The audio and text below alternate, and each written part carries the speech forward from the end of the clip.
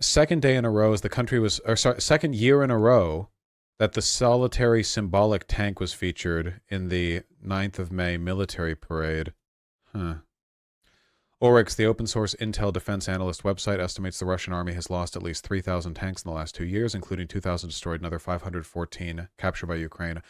I could be wrong on this, and I know that people have been saying this for a while, so I don't want to like overstate the case, but my understanding is that Russia might soon be running out of tanks. Unlike, say, artillery ammunition, which is pretty easy to make and ship over and reproduce, tanks are really complicated and expensive, and can't really be reproduced to the same extent with the modern Russian economy. You can't like buy them off North Korea either. So it's very possible they might actually be running out. They won't run out, but they'll have shit tanks. Well, eventually the tanks that they'll be using won't be able to compete with modern armor. At the moment, they're just refurbishing existing hulls from long-term storage. Huh. They're actually running out of APCs like BMPs. They're running out of APCs? This is from a year ago. Yeah, I think I remember this exact article. They're already using T-55s as infantry support.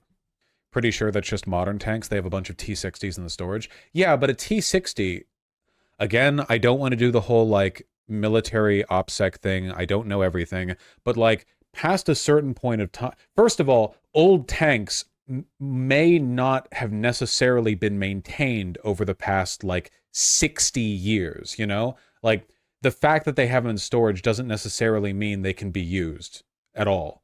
And secondly, a lot of older tanks are obsolete to the point where they can't... Like, a modern tank is very, very durable, right? But an older tank might be so weak that it can be easily felled even without like a javelin, you know? Like you might run back to a point where you have tanks that could be destroyed by like drones, for example, which if you're sending a tank out there that can be destroyed with a drone, that shit, you're not doing anything. You're sending that one out there for fun, you know? Like all tanks can be killed by drones. Yes, some drones have very big missiles. I mean, like the kinds of drones that Ukraine is using, like some of those suicide bomber drones, you know? Like the kinds of drones they're using, not like modern American drones that are like piloted from 1,000 miles away and have giant, giant drones or giant missiles attached to them. Vosh, all tanks can be destroyed by those suicide drones. I'm pretty sure I've heard otherwise. I guess it depends on how direct the hit is. One of the biggest failings of these old tanks is that you can't fit modern optics into them. Yeah, in modern tanks, like modern main battle tanks, you're inside of a supercomputer, you know? Like there's like 50 cameras pointed from outside of them. You've got like the like hacker computer modules inside. You're like you can see radar, you can see sonar, you can see heat, you can see you can see fundamental particles. You're tracking quarks out there, you know? And a lot of older tanks is like what is their optical system? You like poke a guy's head up through the through the hatch on the top, you know? Well, my lack of knowledge on specific weapons aside, the broader point that I'm trying to make is that Russia is dangerously low on tanks. Russia can produce 100 main battle tanks each month. I don't think this is true at all. 100 main battle tanks? What, did they mean T-34s? I don't think that's true at all. Like, I think that's completely, like, 100% fake. Do you have any idea how expensive and difficult a main battle tank is? They're including refurbishing. Okay, not producing. What they mean is that they're spit polishing, yeah, like T-72s or whatever, that they have in somewhere in like Siberia. There's a warehouse where they're getting like 4 dudes to hand pull it with chains while it's in neutral, to pull it over to like a place where they'll all use toothbrushes to clean it or something. Yeah, pouring Coca-Cola on the batteries, unsiphoning the fuel. Not even T-72s, T-64s and shit. Yeah. Who's reporting this? Ukraine Inform, founded in 1918. You don't say. Recovery of Ukraine. Demining Ukraine. 47% of farmland in liberated Kherson region cleared. Enemy destroys or damages more than 250,000 houses in Ukraine. Enemy?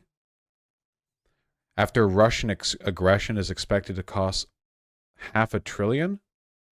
This is pro-Ukraine? So by liberated Kherson, they mean liberated from the liberated. Okay. It's a pro-Ukraine site, it's fine. This reeks of propaganda. It's so propagandistic I had trouble telling. It's a shitty copy from ISW if I saw correctly. Oh, I didn't look. Very, very fact checks. Very odd. Huh. Well, either way, yeah, they can't produce 100 main battle tanks a month. That'd be insane. America couldn't produce 100 main battle tanks per month. That'd be crazy. Apparently, Russia's use of old tanks in Ukraine has to do with using it as makeshift artillery. They have an abundance of shells, but not enough guns, so they're using tanks. That makes sense, yeah. They use the same shell for some of the old tanks, right? And like you could use a tank as artillery if you don't care about hitting shit, which they don't. Reactivating some of its thousands of old T-54B tanks. Okay, if we're going back to T-54s, we're essentially entering an era where you could destroy it with, like... We're not even talking javelins here. Like, toss a grenade. You know, I don't know. Bring a big gun. Anti-materiel rifle. Jesus. Yeah, you rather than needing a javelin, you could just use a normal javelin, like a regular one. Well, if they're just using it for artillery, then it's not really seeing active... Yeah, there we go. A modern Russian war machine. You're not hitting shit with this, man. Tank guns aren't made to do that, and the guns get worn out very quickly. Yeah, but again, they're not even, like, they're not reliably hitting anything anyway, so, like, who cares, right? The barrel gets worn out, it just fires inaccurately for a while. Whatever. Who cares? A lot of brain drain as well. Yeah, that doesn't surprise me at all. Perona's good channel about UA-Russian conflict. Gotcha. The crazy thing is if the USA was at this point using Pattons or Pershing tanks. Yeah, hold on. Yeah, the M48 Patton would be our rough, like, time equivalent, right?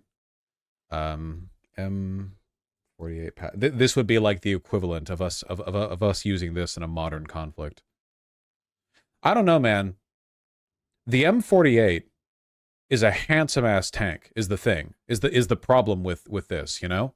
I have always been a fan of the American line of main battle tanks. I have always thought we just had a good head on our shoulders for how they're designed, you know?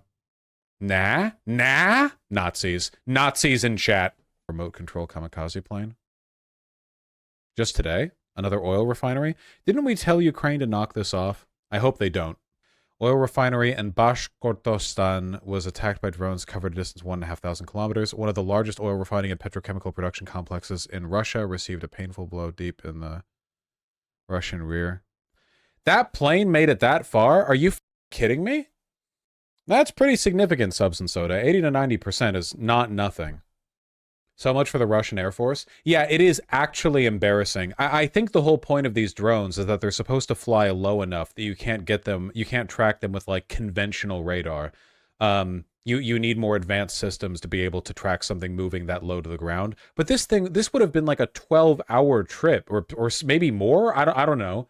You know, like this would have taken a while. Like you load the explosives up on them, you give them a slap on the bum, and then they just putter over, and like 3 days later, you hear from the news that it hit, you know? Okay. Like, whatever, man. That rules. If I recall correctly, all of Russia's AA defenses on the border, once it clears that line, is basically open season. Well, yeah, to be fair, could you imagine having evenly spaced anti-air defense across the breadth of Russia? Jesus Christ. Like, man, if something suddenly appeared over the American heartland, it would probably take a while in most cases for the Air Force to get to it. Over Russia? Like the balloon Lamau? Yeah.